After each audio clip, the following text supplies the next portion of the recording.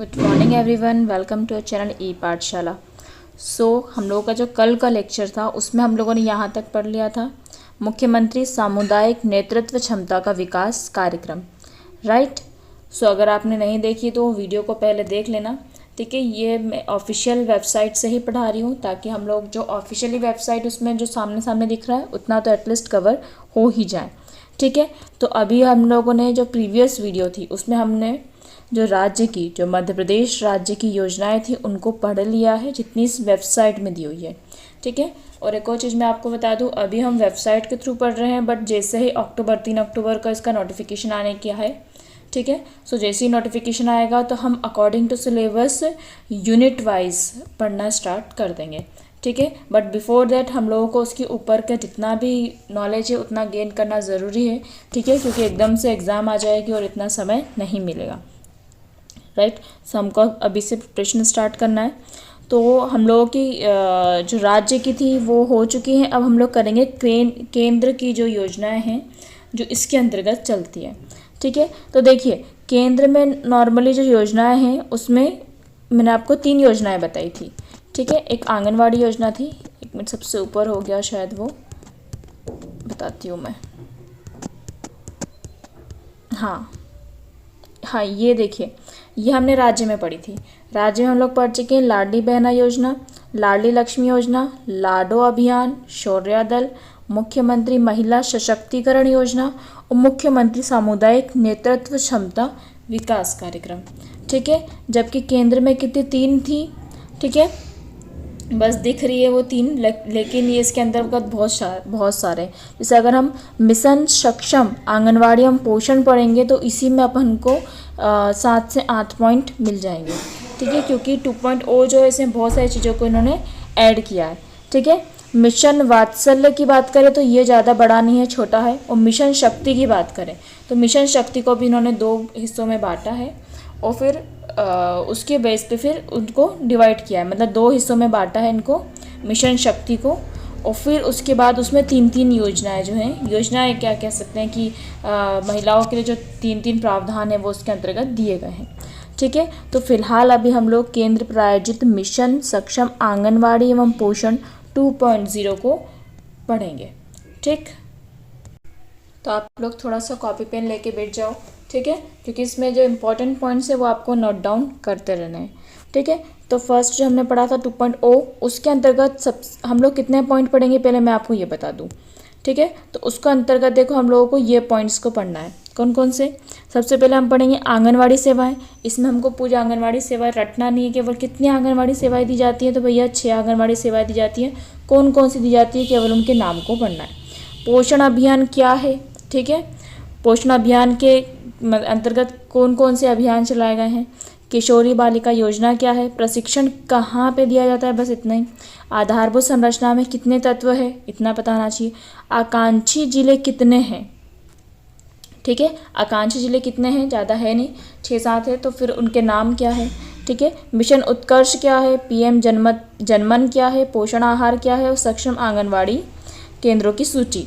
ठीक है, इसमें कितने हैं बस इतना ही हमको पता होना चाहिए। तो ये सभी चीज़ें किसके अंतर्गत आ रही हैं? मिशन सक्षम आंगनवाड़ी एवं पोषण 2.0 या 2.0 जो भी आपको लिखना हो। ठीक है, तो इतने पॉइंट सबसे पहले आप वीडियो को पॉज करके नोट डाउन कर लो कि भैया इसके अंतर्गत हमको इतने पॉइंट आएंगे। हम आंगनवाड़ी सेवाएं के सामने लिखना, कितनी सेवाएं देते हैं भैया? 6 सेवाएं देते हैं। कितनी देते हैं? 6। अब वो 6 सेवाएं कौन सी हैं उनका नाम लिखो। ठीक है, तो पहली सेवा दी जाती है पूरक पोषण आहार। ठीक है, आंगनवाड़ी में क्या क्या दिया जाता है वो बता रहा भैया। सबसे पहले वो आपको पूरक पोषण आहार देगा। ठीक है, ये मैं आपके बस नॉलेज के लिए इसमें आपको बता रही हूँ, बाकी याद अपने को केवल नाम याद करना है। ठीक है, कि 6 माह से लेकर 6 वर्ष के बच्चे जो हैं उनको, गर्भवती माताएं जो हैं, जो धात्री महिलाएं हैं, ठीक है, और जो किशोरी बालिकाएं हैं, ठीक है, आकांक्षी जिलों में, तो उनको क्या होता है, पूरक पोषण आहार आंगनवाड़ी के माध्यम से दिया जाता है। ठीक है, ग्रोथ मॉनिटरिंग और टीकाकरण। अब जैसे कोई बच्चे को टीका नहीं लग रहा है तो आंगनवाड़ी जो उनका दायित्व है कि वो कॉल वगैरह आपको करते हैं। ठीक है, आपका मॉनिटरिंग करते हैं, आके देखते हैं कि बच्चों को पूछते हैं कितने बच्चे हैं, टीका लगा या नहीं लगा। ठीक है, उसके बाद शाला पूर्व शिक्षा, जो प्री स्कूल होता है वो भी आंगनवाड़ी संचालित करती है। ठीक है, पोषण स्वास्थ्य शिक्षा तो ये जो है वो भी क्या होता है, क्या बोलना चाहिए, परामर्श सुविधा प्रदान करने का कार्य भी आंगनवाड़ी क्षेत्र में किया जाता है। ठीक है, स्वास्थ्य की जांच वगैरह, जैसे प्रत्येक माह टीकाकरण दिवस अथवा नज़दीकी स्वास्थ्य केंद्र पर ANM, CHO और ये जो है महिलाओं के बच्चों की स्वास्थ्य जांच आवश्यक सलाह वगैरह ये दी जाती है। ठीक है, समय समय पर जो केंद्र या राज्य प्रायोजित सेवाएं हैं तो उनका जो प्रचार प्रसार भी इसके थ्रू किया जाता है। और लास्ट है संदर्भ सेवाएं। इसका है कि स्वास्थ्य की जांच के आधार पर ज़रूरी होने पर महिलाओं और बच्चों को नज़दीकी स्वास्थ्य केंद्र, पोषण पुनर्वास केंद्र तो उपचार हेतु संदर्भित किया जाता है। अगर लगता है कि बच्चा बहुत ज़्यादा अति कुपोषित हो गया है या माता की हालत बहुत ख़राब हो गई है या जो भी है, ठीक है, तो परिस्थिति के अनुसार फिर उनको जो नज़दीकी स्वास्थ्य केंद्र या पोषण पुनर्वास केंद्र है उसमें उपचार के लिए रिकमेंड किया जाता है, भेजा जाता है। ठीक है, तो ये दिया जाएगी आंगनवाड़ी सेवाएं। ठीक, आंगनवाड़ी सेवा में क्या समझ में आ गया है ना, आंगनवाड़ी सेवा में ये 6 के नाम लिख लेना। ठीक, नेक्स्ट आता है अपना भैया पोषण अभियान। सेकंड पॉइंट क्या आएगा, पोषण अभियान। तो पोषण अभियान क्या बोलता है, पहली बात तो इसकी शुभारंभ कब हुआ। ठीक है, तो पोषण अभियान का शुभारंभ कब हुआ है भैया, ये देखो यहाँ पे दिख रहा है अपन को, महत्वाकांक्षी योजना शुभारंभ प्रधानमंत्री जी द्वारा मार्च 2018 में किया गया है। हो सके तो अपन मार्च भी लिख लो। ठीक है, मार्च 2018 में अपन ने क्या किया है, पोषण अभियान शुरू किया है।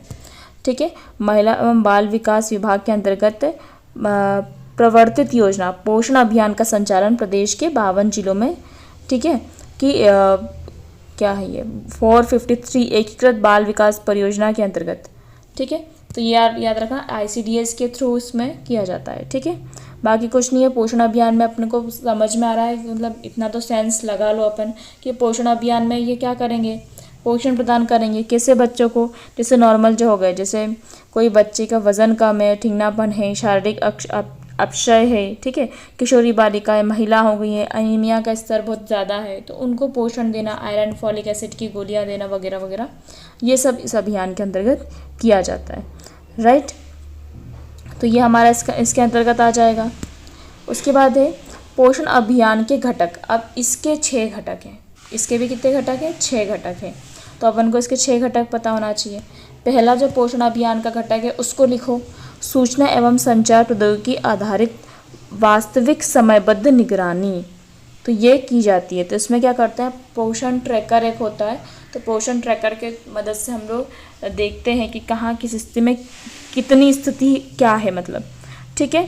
तो इसमें हम लोग पोषण ट्रैकर में मतलब जो आंगनवाड़ी में बच्चे की हाइट, वज़न वगैरह नापते हैं ना, या माता का वज़न या जो भी नापते करते हैं, तो वो सब कुछ उसके अंदर फिल किया जाता है कंप्यूटर में, ठीक है। तो उसके बाद उसको क्या होता है, मॉनिटर किया जाता है कि इतने बच्चे हैं, तो उससे डेटा संग्रहण में भी हमको आसानी होती है, ठीक है। बाकी इससे हमको पता चलता है कि भैया क्या स्थिति चल रही है, कुपोषण कितना चल रहा है, तो इस प्रकार से हम स्वास्थ्य की निगरानी सही प्रकार से रख सकते हैं। तो इसका फर्स्ट हमारा घटक है।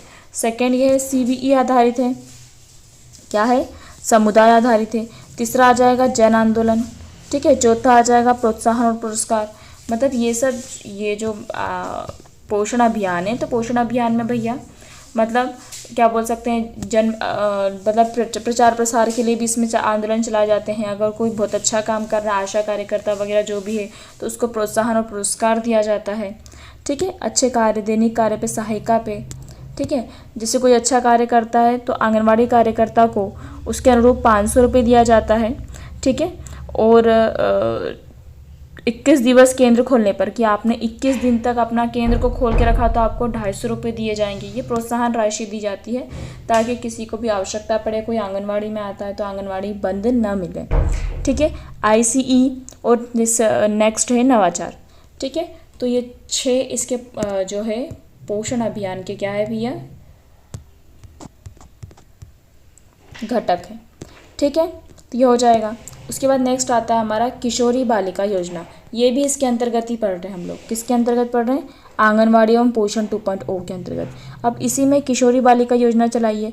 अब किशोरी बालिका योजना चलाई है तो क्वेश्चन पूछ लेगा इसमें किस एज की बालिका होना चाहिए, तो 14 से 18 आयु वर्ग, ठीक है। तो उनके पोषण एवं सर्वांगीण विकास योजना का क्रियान्वयन किया जा रहा है। यह योजना वर्तमान में केवल आकांक्षी जिलों में संचालित है। अब आप बोलोगे आकांक्षी जिले कौन कौन से होते हैं, तो अभी हम बाद में देखेंगे, ठीक है। तो इसमें फिर ये प्राविधिक सेवाएं आ जाएंगी, ठीक है। तो इसमें प्राविधिक सेवा में देख लो नॉर्मल सी है, मतलब ऐसा कुछ आएगा नहीं, ठीक है। तो हम लोग उसको स्किप कर देते हैं, बहुत ज़्यादा अपन को बहुत डीप भी नहीं पढ़ना है, ठीक है। तो किशोरी बालिका में कितना याद रखना है बस कि 14 से 18 वर्ष की बालिका है, ठीक है। और आकांक्षी जिलों में ये है। अब आधारभूत संरचना की बात करें, ठीक है। तो आधारभूत संरचना मतलब भैया जो मिशन है, मिशन सक्षम जो है आंगनबाड़ी एवं पोषण 2.0 जो है उसके आधारभूत संरचना में कितना योगदान रहेगा, तो ये 60-40 के अनुपात में चलता है। 60 केंद्र सरकार देती है और 40 राज्य सरकार देती है, ठीक है। मतलब इसमें फिर वही है कि मतलब वित्त का वितरण किस प्रकार किया जाएगा, ठीक है। जैसे आप आंगनवाड़ियों को कितना दे रहे हो, ठीक है। विभाग भवनों में पेयजल के लिए क्या दे रहे हो, शौचालय सुविधा के लिए कितना पैसा दे रहे हो, तो प्रति केंद्र इतने पैसे जो है उसका आवंटन किया जाता है। और इसमें हमको याद रखना है कि कितने रेशियो में 60:40 क्या उस पर आधारभूत संरचना की जाती है, ठीक है। नेक्स्ट आता है आकांक्षी जिला कार्यक्रम। अब इसमें अपन को पता चलेगा कितने आकांक्षी जिले हैं अपने मध्य प्रदेश में, ठीक है। तो आकांक्षी जिला कार्यक्रम इनको क्या है, आकांक्षी जिला कार्यक्रम तो आकांक्षी ब्लॉक कार्यक्रम के अंतर्गत नीति आयोग भारत सरकार द्वारा 5 कंपोजिट, एक मिनट इसको मैं हटा दूँ, इंडिकेटर्स जिसमें पोषण एवं स्वास्थ्य कंपोजिट इंडिकेटर्स भी सम्मिलित है के आधार पर जिलों एवं ब्लॉक की प्रति माह रैंकिंग जारी करती है। कब करती है, प्रति माह रैंकिंग जारी करती है आकांक्षी जिलों की, ठीक है। अब इसके संकेतांक कुछ इस प्रकार है। कितने संकेतांक दिख रहे इधर आपको, एक मिनट, ठीक है। तो ये उनके संकेतांक है। इसमें कौन कौन सा आ जाएगा, हालांकि ये नहीं आएगा, आकांक्षी जिलों की संख्या ही आएगी, ठीक है। फिर भी हम इसको थोड़ा सा पढ़ लेते हैं कि पूरक पोषण लेने वाली गर्भवती महिलाओं की संख्या कितनी है, ठीक है। उसके बाद पूरक पोषण लेने वाले 6 माह से 6 वर्ष तक के बच्चे कितने हैं, ठीक है। उसके बाद उनका शारीरिक माप का प्रतिशत कितना है, 5 वर्ष से कम उम्र वाले बच्चे कितने हैं, 5 उम्र से कम उम्र जो बहुत गंभीर, जैसे ये तो अति कुपोषित हो, और एक कुपोषित बच्चे कितने हैं, ठीक है। तो ये इसके अंतर्गत हम लोग कर लेंगे, इसमें इतना डीप रहने दो, नहीं पढ़ो तो ही ठीक है। आकांक्षी जिले कितने हैं याद रखना, आकांक्षी जिले कितने हैं, 8 है। कितने हैं, 8 है। अब इनके नाम पता होना चाहिए, बड़वानी, छतरपुर, दमोह, गुना, खंडवा, राजगढ़, सिंगरौली, विदिशा। तो ये आकांक्षी जिले हैं। इनके बहुत मतलब क्या बोल सकते हैं प्रायोरिटी के साथ इसमें ध्यान दिया जा रहा है, और अगर ये सफल होता है तो हम धीरे धीरे जिलों की संख्या बढ़ाते हैं, ठीक है। तो 8 कितने हैं, आकांक्षी जिले हैं। 8 कितने आकांक्षी जिले हैं, ठीक है। ये हो जाएगा हमारा। उसके बाद ये ब्लॉक को रहने दीजिए, ठीक। उसके बाद आता है मिशन उत्कर्ष, ठीक है। तो मिशन उत्कर्ष भी हम पोषण के अंतर्गत ही पढ़ रहे हैं, ठीक है। हमने आंगनवाड़ी सेवाएं देख ली कि 6 दिए थे, पोषण अभियान के घटक देख लिए कि 6 घटक हैं, किशोरी बालिका योजना देखी 2018 से शुरू करी है। किशोरी बालिका योजना जो है उसमें 14 से 18 वर्ष की महिलाएं होती हैं, ठीक है। उसके बाद हमने आधारभूत संरचना देख ली है कि आधारभूत संरचना में हम लोगों ने आकांक्षी जिलों को लिया, और आकांक्षी जिलों की संख्या कितनी है, 8 है, ठीक है। आधारभूत संरचना में तो हमने ये देखा है कि रेशियो है 60:40 का, ठीक है। उसके बाद हमने आकांक्षी जिलों को देख लिया है कि इसमें 8 आकांक्षी जिले हैं, ठीक है, और ब्लॉक कार्यक्रम छोड़ दिया। उसके बाद मिशन उत्कर्ष, तो मिशन उत्कर्ष क्या है भैया, मिशन उत्कर्ष अंतर्गत माननीय प्रधानमंत्री जी ने सीधी देखरेख में, ठीक है, पूरे देश में, इसमें बिल्कुल ध्यान रखना, मिशन उत्कर्ष में पूरे देश के केवल 10 जिलों को चयनित किया गया है फिलहाल, जिसमें से मध्य प्रदेश के श्योपुर जिलों को चयन किया गया है। यहाँ पे क्या करता है, प्रधानमंत्री की सीधी देखरेख में इसका किया जाता है कि यहाँ पे क्या स्थिति चल रही है, ठीक है। तो ये इसके अंतर्गत आ जाएगा। उसके बाद निर्धारित कुल 7 KPI निर्धारित की गई है, और टोटल मतलब जो निर्धारित KPI है वो अपन को देखना है कि क्या क्या देखेंगे वो इसमें, ठीक है। कि प्रधानमंत्री खुद उनके उसमें देखते हैं कि कुल आंगनवाड़ी कार्यकर्ताओं के स्वीकृत पद के विरुद्ध भर्ती का प्रतिशत कितना है, आंगनवाड़ी सहायिकाओं का कितना है, कुछ कार्यरत आंगनवाड़ी कार्यकर्ताओं का कितना है, गर्भवती महिलाओं को जिनको राशन दिया जा रहा है, धात्री महिलाओं को, ठीक है। उसके बाद जो बच्चे जिनको पोषण आहार प्राप्त किया जा सकता है, कम वजन के बच्चों का प्रतिशत और कितना आहार दे रहा है। तो ये तो खैर नहीं याद करना है, बस इसमें इतना ही याद करना है कि मिशन उत्कर्ष जो है वो उसमें पूरे देश के कितने ज़िले हैं, 10 ज़िले हैं, जिसमें मध्य प्रदेश का श्योपुर, मध्य प्रदेश के श्योपुर, ध्यान रखना मध्य प्रदेश का श्योपुर, ठीक है। काय में है भैया, मिशन उत्कर्ष में, उत्कर्ष में, ठीक है। तो ये आ जाएगा अपना। उसके बाद नेक्स्ट हमारा आता है पीएम जनमत। अब जी पीएम जनमत क्या होता है, तो जनजातीय कार्य मंत्रालय भारत सरकार, किसने शुरू किया है, जनजातीय कार्य मंत्रालय भारत सरकार द्वारा प्रधानमंत्री जनजातीय आदिवासी न्याय महाअभियान 11 मंत्रालयों के अभिसरण से क्रियान्वित किया जा रहा है।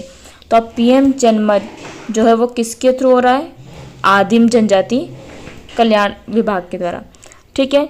अब उसके अंतर्गत महिला एवं बाल विकास मंत्रालय भारत सरकार द्वारा पीएम जनमत अंतर्गत, तो ये जो है तो उसमें महिला एवं बाल विकास क्या हेल्प करती है, पीएम जनमत में उसकी हेल्प करती है। मतलब इसमें कितने 11 मंत्रालय है, तो उस 11 मंत्रालयों में महिला बाल विकास भी होता है, वो इसकी हेल्प करती है। मतलब जो जो भी उसको देना होता है वो आंकड़े इसको देती है, किसको, पीएम जनमन के अंतर्गत, ठीक है। तो ये हो जाएगा। जैसे इसमें वित्तीय वर्ष 2023-24 में भारत सरकार से कुल 194 नवीन केंद्र और 217 आंगनवाड़ी भवन निर्माण की स्वीकृति प्राप्त हुई है 23-24 में, ठीक है। उसके बाद बसावटों में कुल, ठीक है रहने दो, इसको मत करो, तो इतना इसको भी इतना वो नहीं था, पर फिर ठीक है 2023-24 का दे दिया है तो अपन ने पढ़ लिया है। तो कुल अपन ने कितने 194 नवीन केंद्र और 217 आंगनवाड़ी भवन का भी 2023-24 में अपन ने लिया है, ठीक है। उसके बाद पीएम जनमन अंतर्गत सबको पोषण हेतु प्राविधिक सेवाएं दी जाती हैं, ठीक है। इसमें वो सेवा देता है, पूरक पोषण आहार सेवा देता है, शाला पूर्व शिक्षा होना चाहिए, मासिक वृद्धि निगरानी, PMMVY अंतर्गत लाभ और सुकन्या योजना, ये इसके अंतर्गत आती है, ठीक है। इसमें भी कितने पॉइंट है अपन को दिख रहे हैं, 5 पॉइंट। अब इसमें फिर पोषण की बात क्यों कर रहे हैं, क्योंकि हम पढ़ ही वही रहे हैं, अभी अपना आंगनवाड़ी वाला ही चल रहा है 2.0, ठीक है, पोषण। तो इसमें हम पीएम जनमन भी आता है, ठीक है। नेक्स्ट है पोषण आहार। पोषण आहार में तो कुछ भी नहीं है, वही चीज़ थी, इसलिए मैंने उसको कुछ किया नहीं। और सक्षम आंगनवाड़ी केंद्रों की सूची, उसमें सूची दी हुई है, इसमें भी ऐसा कुछ पढ़ने का है नहीं, ठीक है। उसके बाद नेक्स्ट हम आता है मिशन वात्सल्य पे। मिशन वात्सल्य, अभी देखो मैंने केंद्र की कितनी योजनाएं बताई थी, 3 योजनाएं बताई थी, जिसमें से पहला था वही 2.0 वाला, दूसरा था अपना मिशन वात्सल्य। तो अब हम मिशन वात्सल्य को पढ़ेंगे। वात्सल्य क्या समझ में आ रहा है ना, नाम से कुछ समझ में आ रहा है कि नहीं आ रहा है। तो इसमें हम क्या करते हैं, समेकित बाल संरक्षण योजना सभी बच्चों, विशेष रूप से जो कठिन परिस्थिति में रहने वाले बच्चे हैं, उनके पुनर्वास के लिए, उनके कल्याण के लिए, उनके संरक्षण के लिए, ठीक है।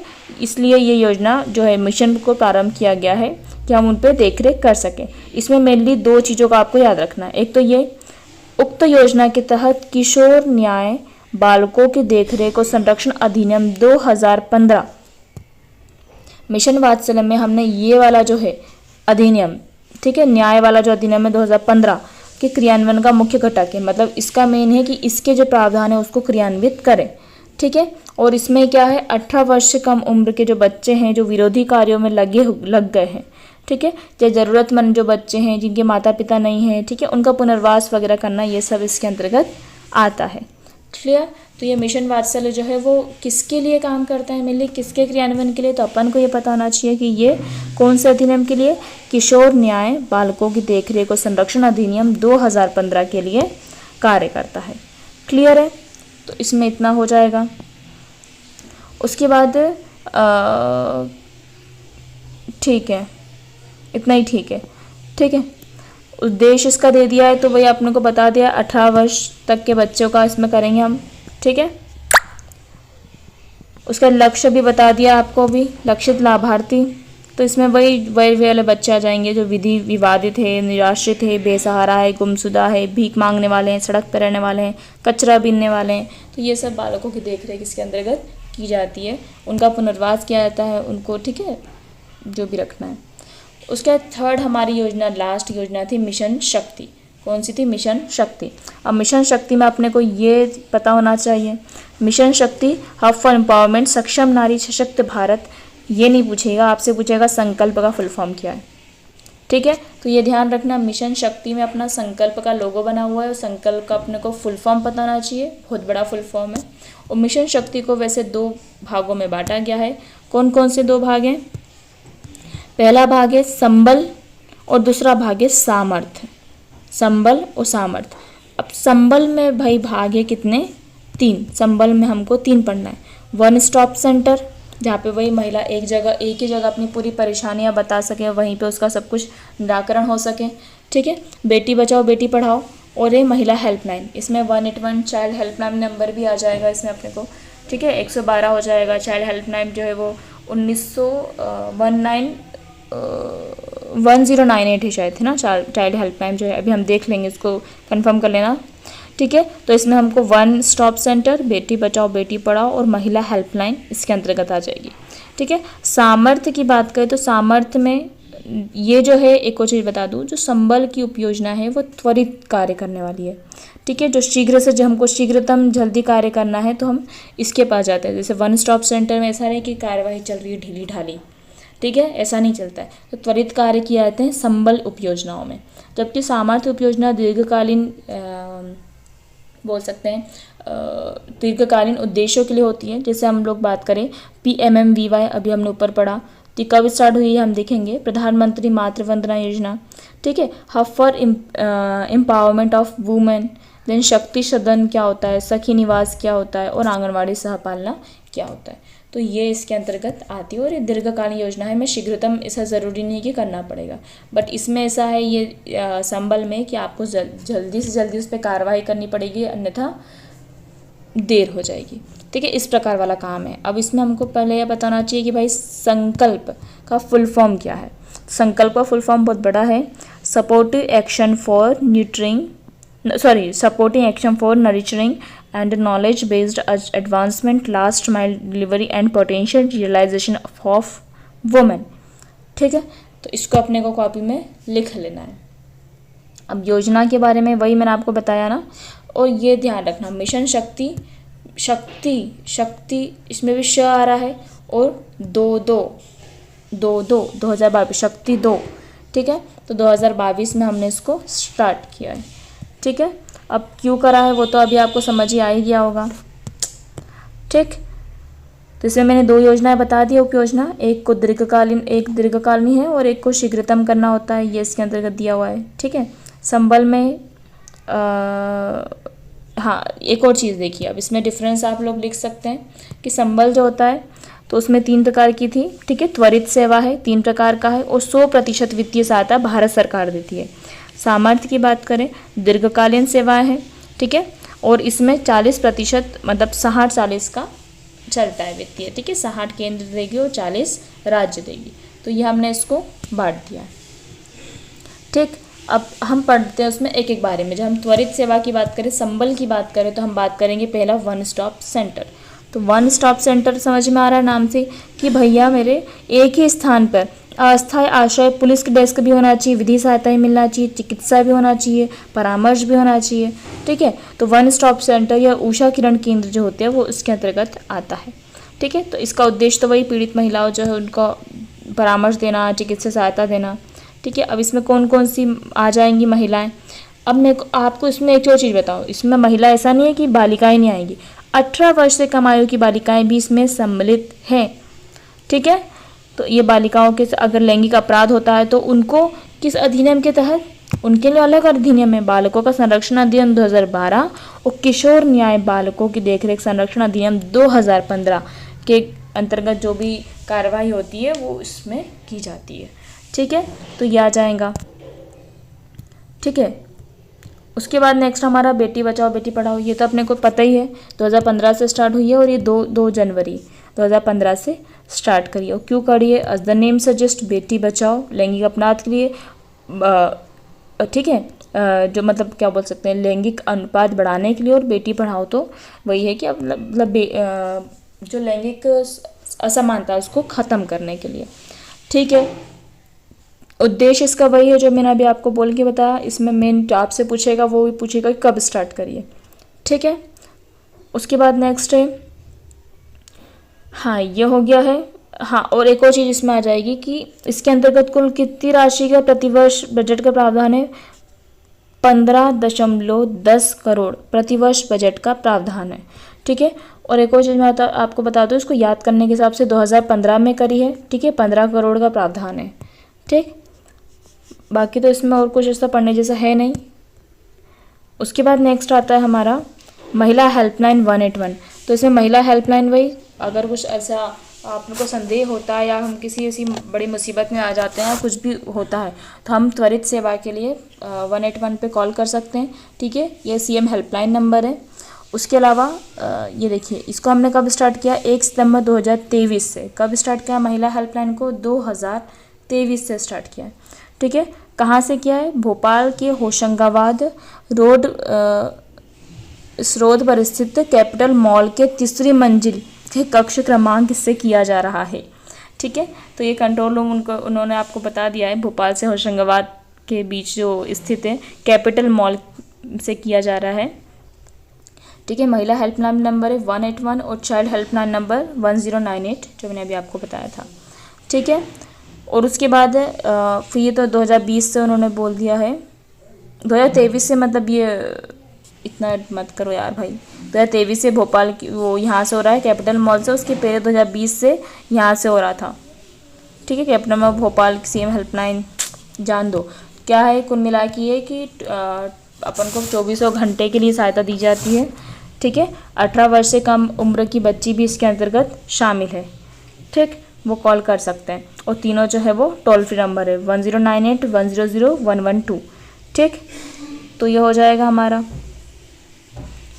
ये देखिए, आधार पर उन्हें अल्पकालीन सेवाएं जो होता है, छोड़ो।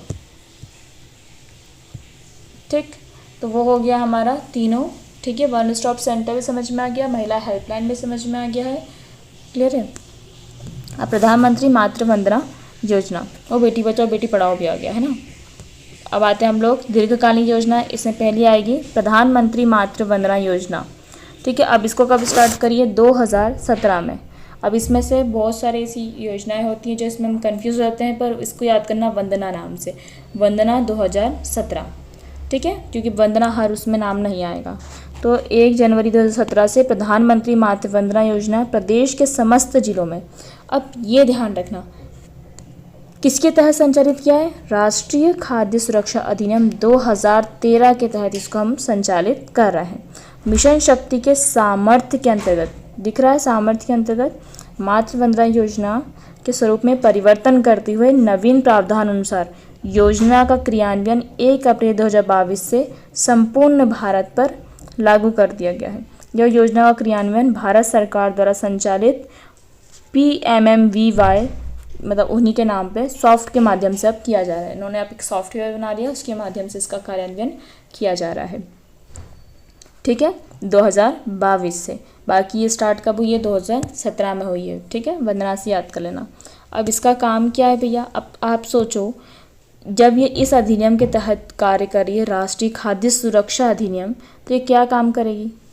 ठीक है, तो ये क्या काम करेगी? गर्भवती महिलाओं को मजदूरी की हानि व आंशिक क्षतिपूर्ति के रूप में नगद प्रोत्साहन प्रदान करने के साथ साथ द्वितीय प्रसव पर बालिका जन्म के प्रोत्साहन प्रदान करना। मतलब इसमें दिया जाता है, गवर्नमेंट हॉस्पिटल में अगर होता है तो दिया जाता है इसमें। ठीक है, पहले प्रसव पर, पहले डिलीवरी पर उसको 5,000 दिए जाते हैं, और द्वितीय प्रसव पर उसको 6,000 दिए जाते हैं। ठीक है, तो इसमें देख लो योजना के अंतर्गत पात्रता कौन सी महिलाएं हैं, अगर आपको ऐसा लगता है तो ST SC की महिलाएं आ जाएंगी। ठीक है, 40% अगर पूर्णतः दिव्यांग महिलाएं हैं, गरीब रेखा है, आयुष्मान कार्ड है उसके पास।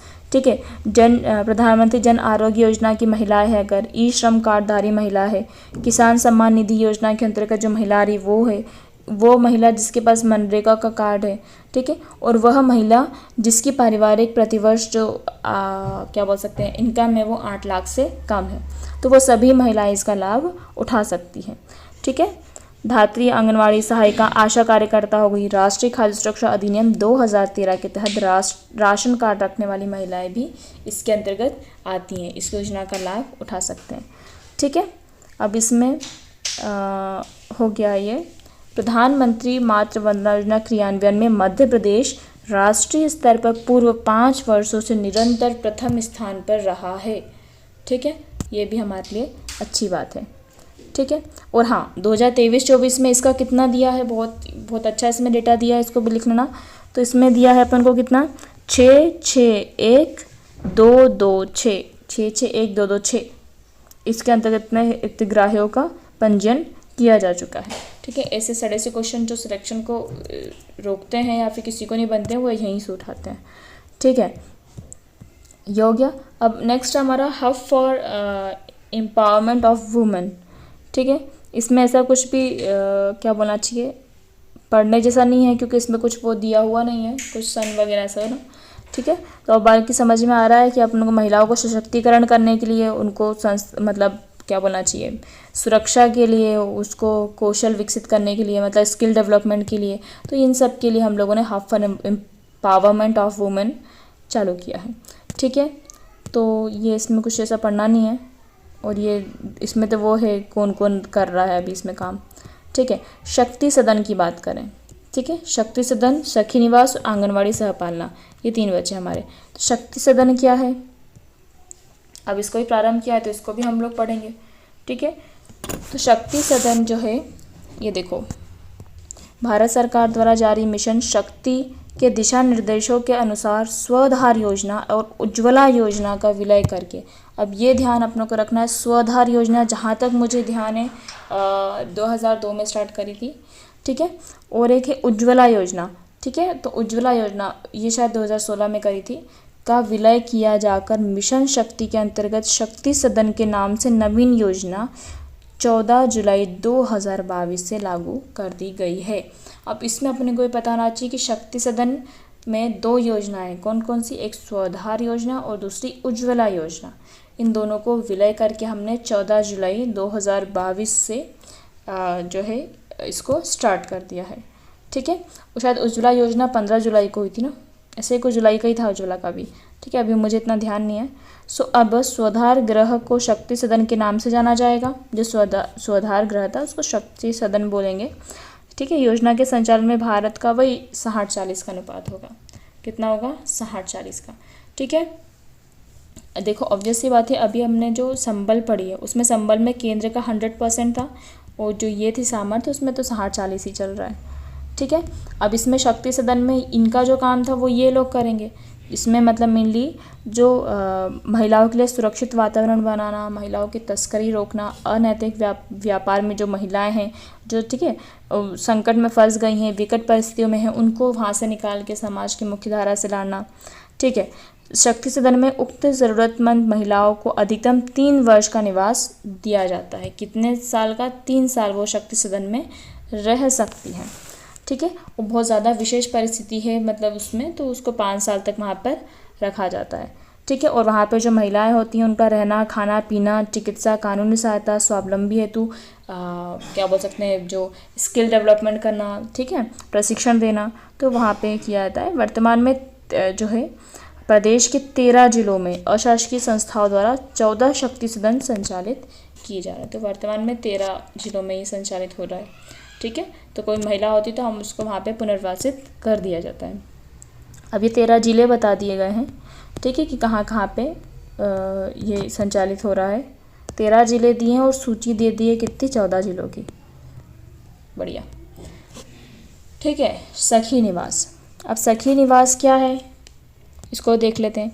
तो कामकाजी महिलाओं को अपने मूल स्थान से बाहर सुविधाजनक सुरक्षित आवास की सुविधा उपलब्ध कराने के उद्देश्य से भारत सरकार के सहयोग से सखी योजना संचालित है। ठीक है, कि ताकि महिलाओं को सुरक्षित आवास दिया जा सके। ठीक है, जो पीएम आवास योजना चल रही है वो सभी के लिए, जबकि सखी निवास योजना जो है वो केवल महिला के लिए संचालित की जा रही है ताकि महिलाओं को सुरक्षित निवास दिया जाए।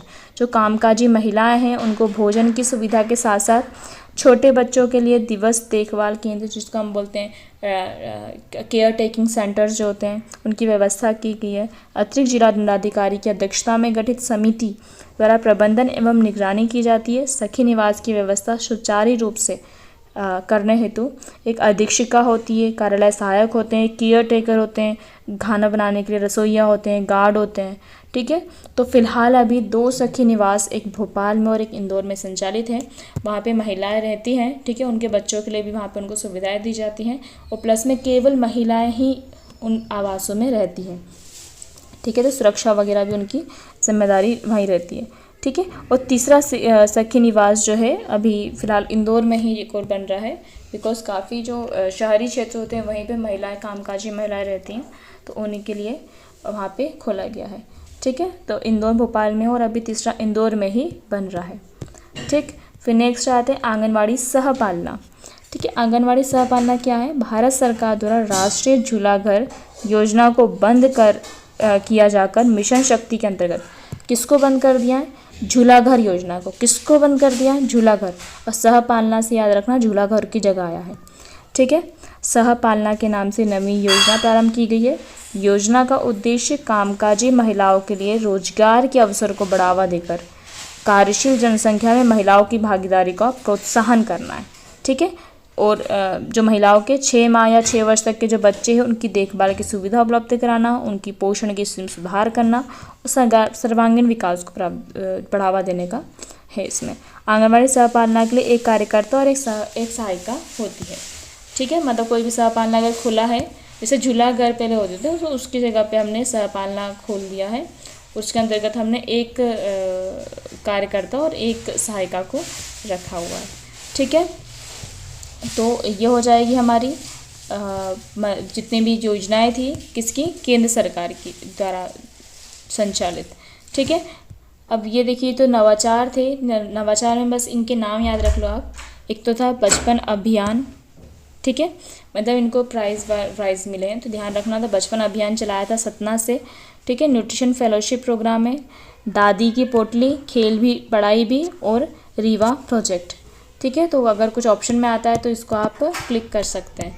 ठीक है, सो आप मुझे इसका फीडबैक भी दे सकते हो कि वीडियो कैसी लग रही है। ठीक है, और प्लस में अगर आपको इसके थ्रू मतलब नोट्स वगैरह जो है वो तो मैं आपको पहले ही बोल चुकी हूँ। अगर इसका जब सिलेबस आ जाएगा तो हम थोड़ा सिस्टमेटिक रूप से हम लोग थोड़ा सा पढ़ लेंगे। ठीक है, बट अभी हम लोगों को ये पढ़ना बहुत ज़रूरी है बिकॉज टाइम बहुत कम रहेगा और अभी जो ऑफिशियल वेबसाइट है उसमें इतना सारा डेटा होता है तो हमको पहले उसको कवर करना है। उसके बाद हम दूसरे जो है सिलेबस को उठा लें, क्योंकि सिलेबस इतना भी कम नहीं है कि हम उसको बिल्कुल 2 महीने में फिनिश ही कर देंगे। ठीक है, 1.5 महीने मिलेगा ज़्यादा से ज़्यादा। सो मेरा ये सजेशन है कि अभी नोट्स बनाते चलो जितने बन रहे हैं। ठीक है, बाकी लास्टली जब हम रिवीजन करेंगे तो केवल मैं जितना पढ़ा रही हूँ उसके नोट्स का ही आपको रिवीजन करा दूँगी। Okay, so thank you for watching my video. मिलते हैं नेक्स्ट वीडियो में।